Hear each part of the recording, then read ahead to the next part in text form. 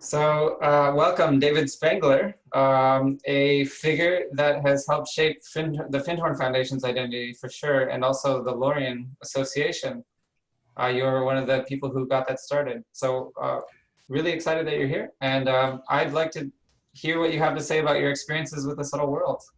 Thank you, Thomas. It's wonderful to be here with you. And let me just say at the outset how wonderful I think the conference is going to be that you are helping to put together. What a terrific topic, and I think it's very timely. So I've been involved with the subtle worlds. I've been aware of them for as long as I can remember. Some of my earliest memories are of non-physical beings, not necessarily human beings, but I guess nowadays we would call them nature beings or nature spirits. But I didn't have a language for them when I was a child. And honestly, I didn't think a whole lot about what they were. They were just part of the environment that would come and go, the same as other things were in the environment. So there would be days when, there'd be bugs on the tree, and there'd be days when there'd be nature spirits on the tree. So it just seemed to me that this phenomena was a part of the natural order of things. And because of that, as I've gotten older, I've always thought of the subtle worlds as a parallel and interconnected ecosystem.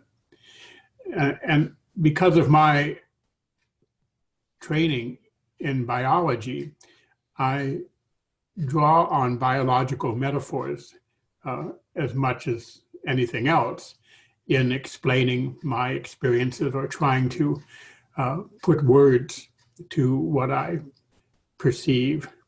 And so it's just natural for me to think of the subtle worlds as an ecosystem that has its environmental niches, and it's filled with species of life of one kind or another. And that is a more natural way for me to think about these realms than, say, a mystical way or a religious way. Angels are, for me, a species. It's like elephants or tigers, not that they're equivalent, but they are a life form. And all of the multitude of nature spirits are a life form. And if I think about just what's around me in the physical world, I realize that this is fundamentally a world that belongs to bacteria. Because there are, trillions and trillions of these little beings on everything and within everything. And in many ways, they're not only the most successful life form, but they pretty much dominate everything else. And there's something equivalent to that in the subtle worlds. There are legions of these, I guess I would just call them points of life that interact with the physical world in many cases, and in other cases do not. Very, very tiny points of consciousness and life that I think of as the subtle world equivalent of the microbiological world. And then, of course, there obviously are much larger beings and vaster beings. So if I think about that, it puts me in mind of the complexity and vastness of this terrain when we talk about the subtle worlds. And what has happened for us, particularly here in the West, is we lost a lot of our native traditions of awareness of this parallel ecosystem. So we've kind of compressed it all into a religious framework. And even that was not all that well defined or elaborated upon. And part of the challenge of this is that the layer of beings, I guess you'd say, the layer of encounters and energies that are closest to the physical, is really like pond scum. It's like this very thin layer of life that is at the interface of our two dimensions. And so much of the stories of hauntings and ghosts and frightening beings and little people and so many of the materials of legend come out of this very thin layer of interaction and don't necessarily correspond to what's beyond that layer, which is often impossible really to put into words. And there are no good physical metaphors for the subtle ecosystem. So part of what's happened for us is, as I say, we've lost a lot of our native awareness, and particularly that awareness that would allow us to go beyond the pond scum. And I'm not saying the pond scum is all bad, because a good pond scum is filled with all kinds of important life forms. But they are often defined by their relationship to the physical plane, and that can give some misunderstanding of the scope of subtle life.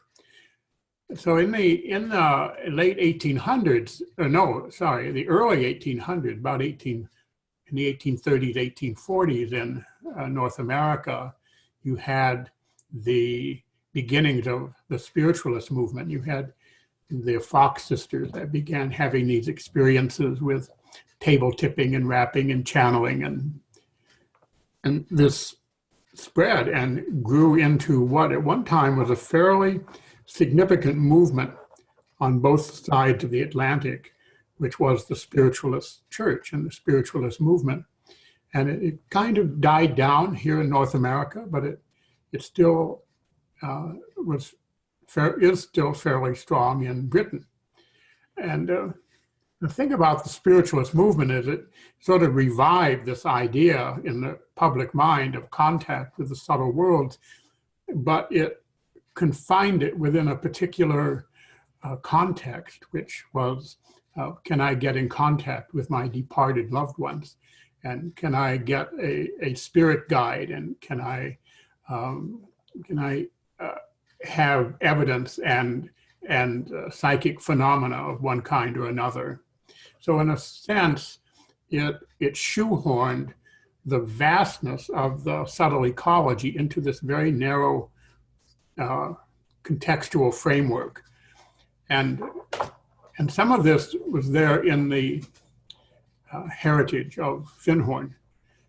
Peter Caddy came out of a youth spent in relationship with Grace Cook, who was one of the very famous British mediums, the White Eagle Lodge. And she was, I wouldn't exactly say she was one of his teachers, but she certainly was an influence. And Eileen came out of a Christian, not exactly a Contact the Subtle Worlds group, but a Christian movement that was oriented around getting guidance, in this case from the Holy Spirit or from God. But these kind of converged at Findhorn in this sensibility that the relationship to the subtle worlds was fundamentally one of getting guidance, because these realms were there to tell us what to do or to help us and give us information and instruction when we needed it. But if I look at the vast human societies, there aren't all that many human beings whose function is to give me guidance. There are counselors, there are teachers, yes, absolutely. But, my average plumber is not about tell me how to live my life, and my dentist is probably not going to tell me how to live my life, though he might suggest I floss more often. So there was this narrowing of our concepts of the subtle worlds, and it narrowed in a way that tended to foster dependency on our part. It gave a sense of the incarnate human being as needy and ignorant, and the subtle individuals as wise and capable of giving us what we need. And in fact, there's a certain tendency to turn us into sponges. That doesn't really help us, and it certainly doesn't help them either. There's no good partnership there. And I'm speaking very broadly and very simplistically here, because I have known in my life a number of really wonderful and wise people in the spiritualist movement, and in aspects of the, I guess you'd say, not really New Age, but metaphysical movements dealing with the subtle worlds that don't fall into these kind of caricatures that I'm talking about. But I've had enough experience over the years to know that a lot of people do fall into those particular stereotypes. So I honestly, Thomas, never expected to become a spokesperson for the subtle worlds. All the time I was at Findhorn, and for probably 20 years thereafter, my whole thing was on cultural change and the New Age and transformation and that area. But of course, behind that for me was this ongoing relationship with the beings I call my subtle colleagues, or in a fit of whimsy one day, I called them my pit crew, and that kind of has stuck. And it's very much an image out of NASCAR racing. And the pit crew keeps you going. And in a way, these are beings with whom I've been partnering now for, well, really since the 60s. But we don't partner they're here to be my teacher, they're here to give me guidance. We partner because we're engaged in a joint project. We're doing a job together. So in that sense, they're like office mates. They're my working partners in this context of incarnational spirituality. And how did you meet each other, if I can put it that way? How did I which? Say again, please. How did you meet each other? How did we meet? Together? Yeah. Okay. So like I say, I've always had some contact with the subtle worlds. And when I got into college, I was pursuing a course to get a Bachelor of Science degree. And I wanted to become a molecular biologist. That was my interest. And interestingly enough, all the heavy science subjects with lots of math and lots of, abstract principles and theoretical science, theoretical physics, and this and that. What it did is it sort of stimulated and opened up a part of my mind that was then very easy for my subtle colleagues to connect to. So it actually made me ironically, it made me more aware of and more sensitive to the subtle world. So there came a point in college when I knew that my life path was not going to be in science in a practicing way, but instead I had to go out and represent this impulse that I felt even then of this emerging new culture. So at the time I was invited to come to Los Angeles for various reasons I won't go into here to make a long story longer. And I was invited to come out to this group and give a series of lectures, which I did. But in the course of doing the lectures, I thought, wow, this is a whole new world for me. I really don't know what it means to be a spiritual teacher. This is not what I was training for. and I need help. And about a week after voicing that, this being appeared. It literally walked through the wall and appeared while I was eating breakfast and basically said, you know, I'm the help. And that was John. That was the being that I called John. And he said I could call him whatever I wanted, and that was the name I picked. So John identified himself as part of, well, he said that we'd been working together for a long time, so this was not a chance meeting by any means. And he identified himself as part of a larger group that he called his school. And at first I thought he meant an actual university. And in a way he did, but what he meant more was something like a school of fish, or a group that has a unified thought pattern. They collaborate together. So, you know, you think of the Chicago School of Economics, which is not an actual physical school, but it's a whole way of thinking about economics that grew up around the University of Chicago and so on. Anyway, so John let me know that he was part of this larger group, and at times I would be in touch with them, but mostly it was John. And we worked together for almost 30 years. And then he said, it's time for me to go. I have other things to do. And so do you. This would have been about 1990. And after he left, some of these others from the school came forward, and after that, there was no one single being who said, I'm the John replacement, but rather I found myself in touch with this larger field of thought and these other beings. Hmm. So that's how we came together and how we continued to work. So like I say, I honestly didn't expect to become a spokesperson for that, even though it was going on in my life. But it grew out of the work in incarnational spirituality, because we incarnate into both a physical and a non-physical world. We incarnate into both the subtle aspects and the physical aspects. And so if we're going to talk about our wholeness, we have to talk about the integration and intersection of these two aspects of ourselves. But then, I don't know, maybe 8 or 9 years ago,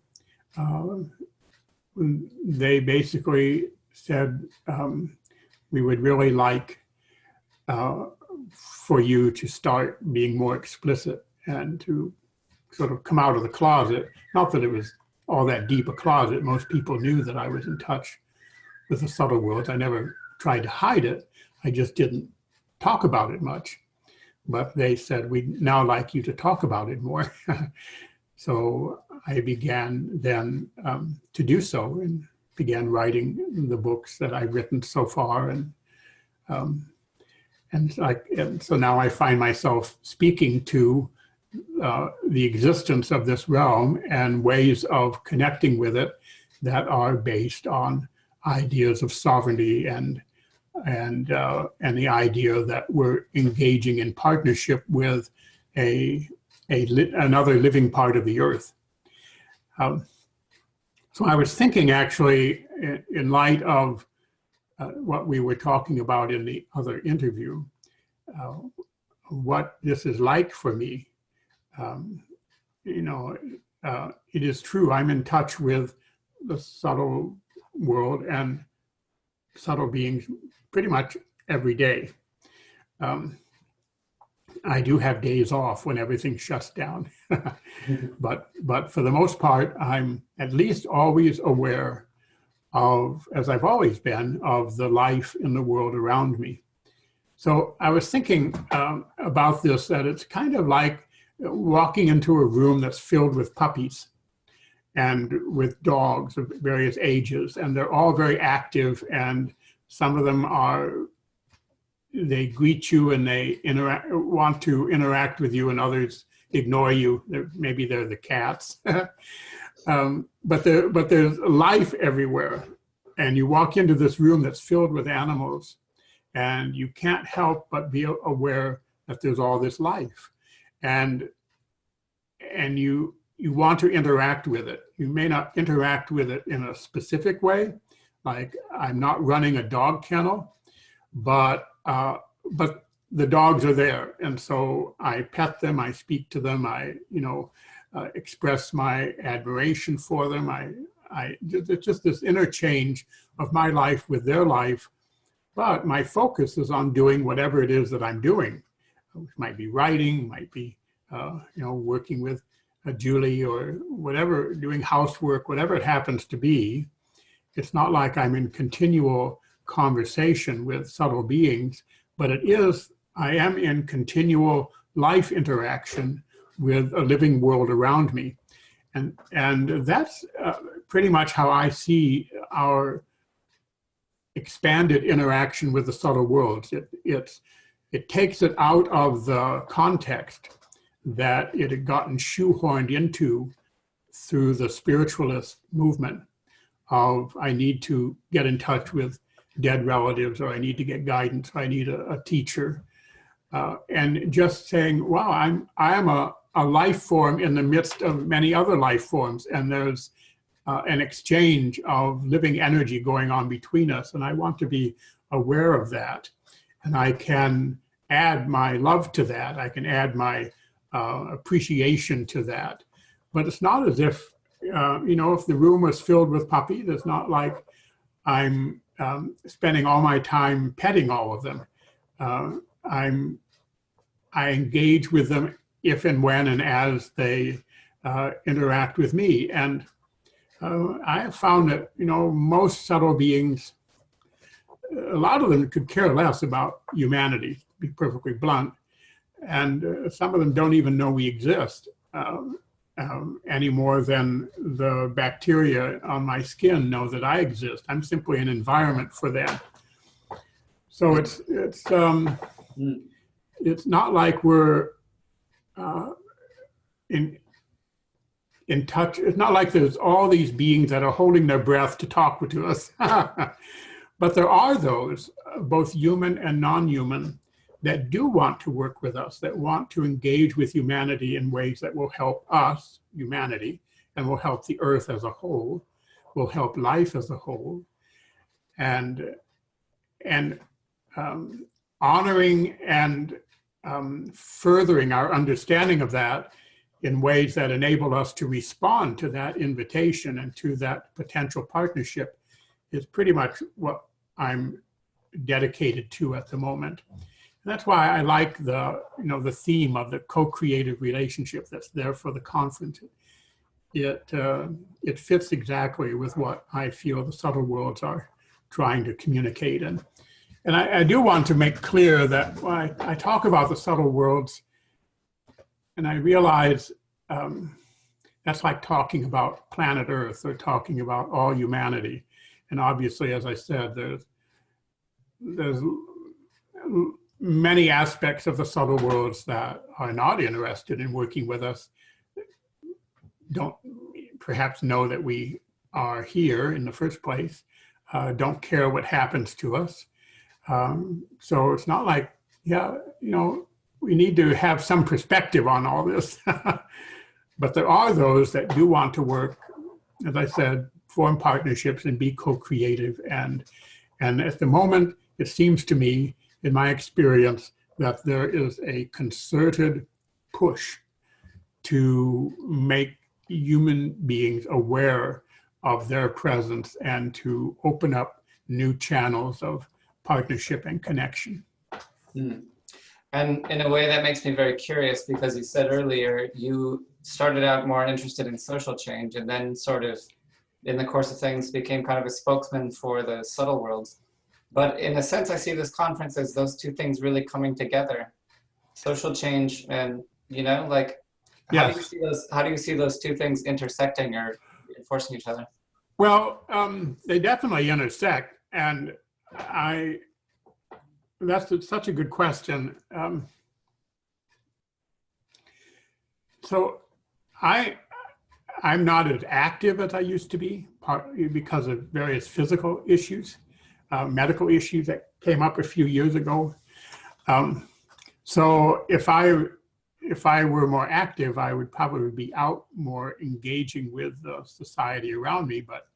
But my form of engagement now is both through writing and through what I call subtle activism, working with inner forces. However,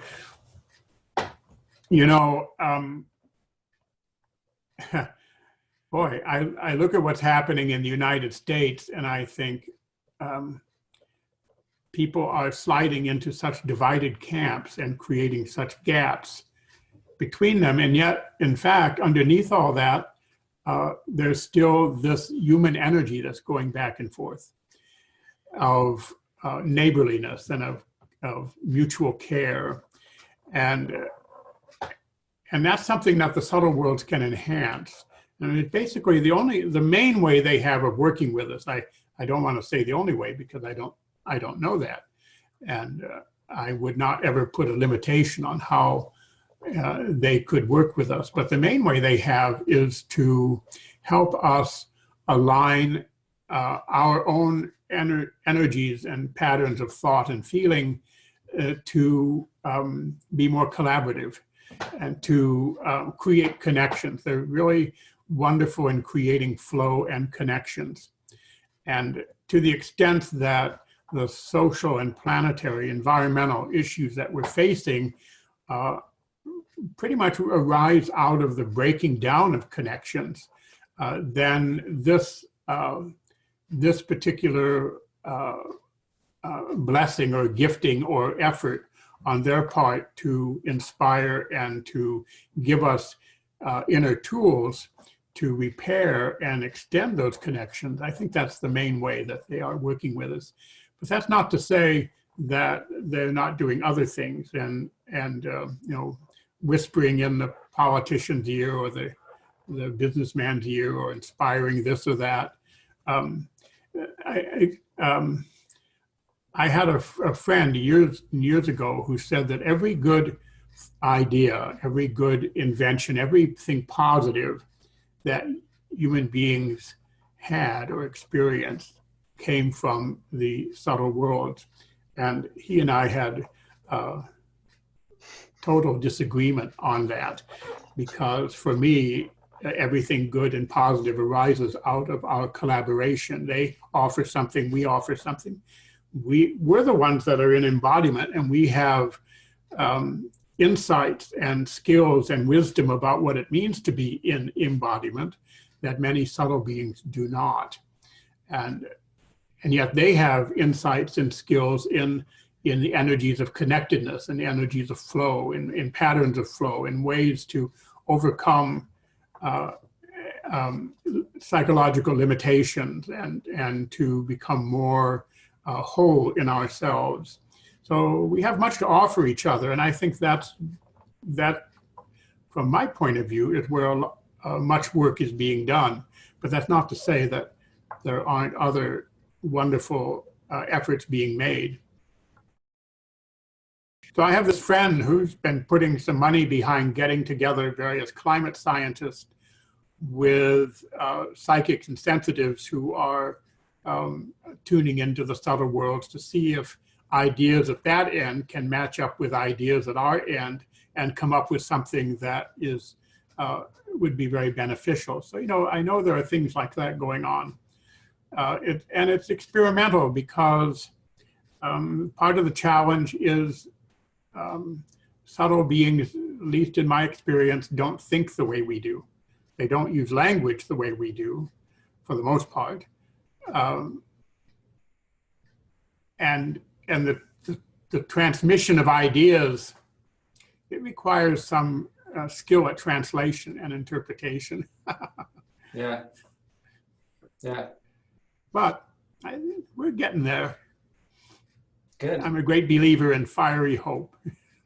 What is one thing that you would tell anybody watching this video who might be new to this that they could do to sort of make a positive difference? You know, the first thing I would say is don't worry about the subtle worlds, because our first responsibility, the first area where we can make a positive difference is what we can do with the tools we have as embodied beings, as an incarnate person. You know, my thinking, my feeling, my love, my respect, my honor. There are things I can bring as a person into my environment that can be helpful to others and to myself. And I need to be aware of those things.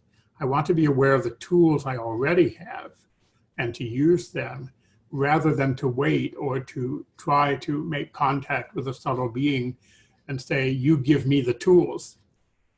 But once I start working with the tools I have and I'm making connection in my world, then I can reach into the subtle worlds, because then the danger is lessened that I will be drawn out of this world into theirs in a way that makes me less effective, less incarnated, and I'll be able to take what comes from those dimensions, however I receive that information, in multiple ways that can happen, but I will know ways to integrate it and use it in a positive way and within my everyday incarnate life. Yeah, thank you. Yeah, you bet.